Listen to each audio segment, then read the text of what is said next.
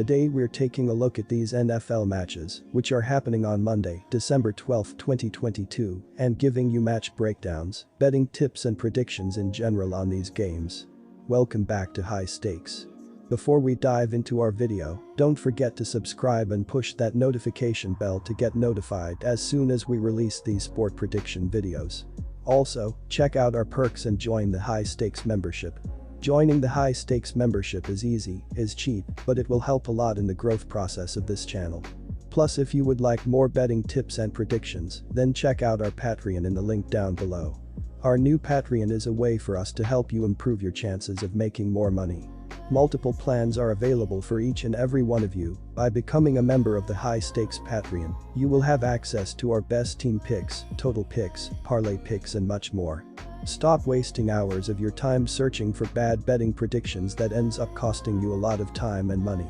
Join the High Stakes Patreon now and get the best betting picks.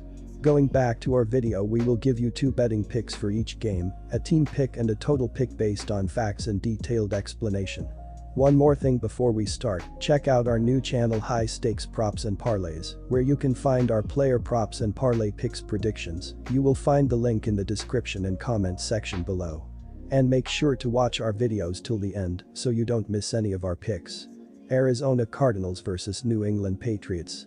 3 weeks ago, the New England Patriots were 6-4 and locked into a wildcard spot in the AFC playoff picture. Now, as they're ready for their 3rd straight national television audience matchup, New England is just .500 and fading fast. For years, the Patriots thrived on excellent special teams, limiting their penalties and effectiveness in the red zone. This season, however, the Patriots have had poorly timed difficulties in those areas. They allowed a kickoff return touchdown in a touchdown loss to the Vikings and committed several key penalties to put them behind the chains in a 24-10 defeat to Buffalo last Thursday night. On the season, New England is tied with Denver for last place in red zone touchdowns. Against Buffalo, quarterback Mac Jones went 22 of 36 for just 195 yards and a touchdown. The Patriots went just 3 of 12 on 3rd down and 0 for 1 in the red zone. These next few weeks could be critical for the future direction of the Arizona Cardinals. At 4-8, this season has been a disappointment for a team many thought would contend for the NFC West crown. It started with a tumultuous offseason that included a suspension of leading receiver DeAndre Hopkins and a brief contract squabble with starting quarterback Kyler Murray. While Hopkins has returned and been productive, Kyler Murray has not been as dynamic a playmaker as he's been in the past and has also had some run-ins with head coach Cliff Kingsbury. Kingsbury is now 28-32 as head coach of the Cardinals, and his job security will certainly be a point of discussion, particularly with coaching candidates like Sean Payton lurking in the wings. Last week, the Cardinals had a 10-0 lead and then a 24-17 lead in the 4th quarter, but gave up a touchdown to the Chargers with just 10 seconds left, followed by a game-winning 2-point conversion in a 25-24 loss. Murray returned from a 2-game absence to throw for 191 yards, 2 touchdowns and a running score in the loss. While quarterbacks like Josh Allen of Buffalo give the Patriots fits because of his physicality and ability to overpower defenders, Belichick should have more success against Murray in this spot because of the quarterback's tender hamstring and his limited options to choose from. I fully expect Belichick to take away Hopkins to some extent and force Murray to look elsewhere on the field.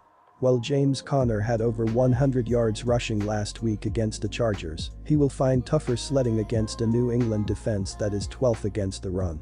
For New England, I expect their game plan to feature tight end Hunter Henry with Myers out of the game. Arizona is last in the NFL covering tight ends, and Henry has been a favorite target of Jones this season. Arizona is just 24th in the league in sacks per game, so that should allow the Patriots to utilize their tight ends more in this one, as both Henry and Jonnu Smith present the Patriots' best chance at mismatches in the passing game. New England will certainly feature a heavy dose of Ramondre Stevenson to help set up the pass. Take New England minus 1.5 points. Trailing in their last 2 games, the offense was unable to get running back Ramondre Stevenson going, handing the ball off to him a total of 17 times for 90 total rushing yards. In games in which he has over 15 carries, Stevenson is averaging 102.7 yards per game, so getting him touches matters. He will also be a threat in the passing game in this one, having 21 catches on 24 targets over the last 3 games. Wide receiver Jakobi Meyers, who is second on the team with 50 catches and first with 593 receiving yards, has been in concussion protocol and is questionable for this game. Left tackle Trent Brown has been missing from practice due to illness, as has OTI's A. Wynn, foot, CB Jalen Mills, groin, and RB Damian Harris, thigh. The Cards have done better Austrian shillings than straight up, going 6-6 Austrian shillings on the year, 2-3 Austrian shillings in their last 5. Their offense is middle of the road, scoring 22 points and racking up 334.8 yards of offense per game. In their last 5 they've hovered right around their averages with 323 yards and 21.6 points per game. Their defense isn't as consistently reliable, coughing up 356.2 yards and 26.8 points per game on the year. They do allow 245.4 passing yards per game, the 9th most in the league. Quarterback Kyler Murray is 19th in the league with 2,359 passing yards. He has thrown for 14 touchdowns and 7 interceptions in 10 games. Over his last 2 starts he has averaged just 183 passing yards, though he has scrambled for an average of 58 rushing yards per game.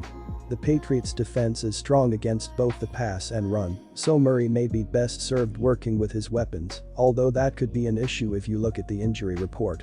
Arizona's pass defense does extremely well in limiting the long ball.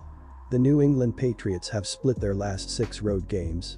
Mac Jones is completing 68.1% of his passes for 1,963 yards, 7 touchdowns and 7 interceptions.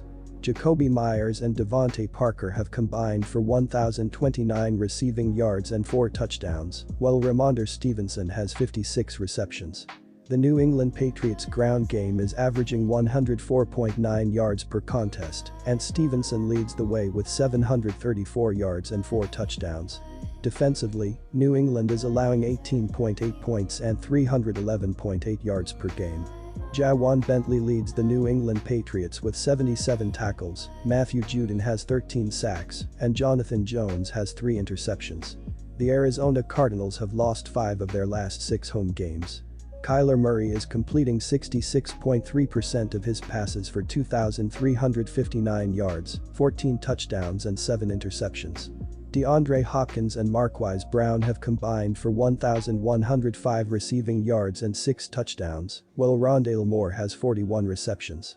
The Arizona Cardinals' ground game is averaging 114.9 yards per contest, and James Conner leads the way with 476 yards and 4 touchdowns.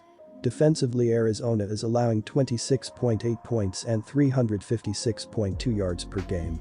Budda Baker leads the Arizona Cardinals with 90 tackles, J.J. Watt has 6.5 sacks, and Dennis Gardeck has 1 interception.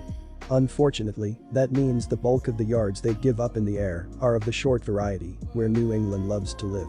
This will surely get the Patriots' offense in motion and keep it there for much of the game. The Cardinals have also seen their last 6 games go over, and their last 4 played on grass surfaces, as they tend to put up more points when they rush for more than 100 yards. I expect they rely more on their run game to get things going, and it helps us get up and over this total. Take the over.